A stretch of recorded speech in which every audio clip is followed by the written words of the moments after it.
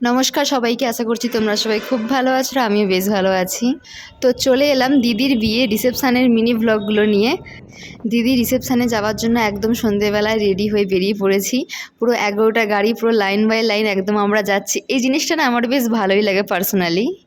বরযাত্রী বা কনে যাত্রী এরকমভাবে লাইন দিয়ে যেতে না আমার বেশ ভালোই লাগে।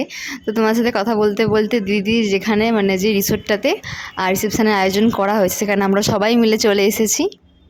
আর আমরা এখন সবাই মিলে রিসোর্টটার ভিতরে যাচ্ছি দিদির সাথে দেখা করতে। তো চলো ভেতরে যাওয়া যাক। আর ভেতরে এসে দেখি প্রচণ্ড ভিড়, মানে প্রচণ্ড ভিড় হয়ে গেছে। তো দূর থেকে দেখে চলে এলাম বাইরে, কারণ পরে হালকা হলে গিয়ে পরে দেখা করব।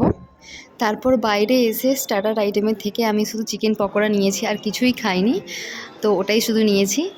তো দেখা হচ্ছে নেক্সট মিনি ব্লগে। খুব তাড়াতাড়ি আবার নেক্সট মিনি ব্লগ নিয়ে আসবো।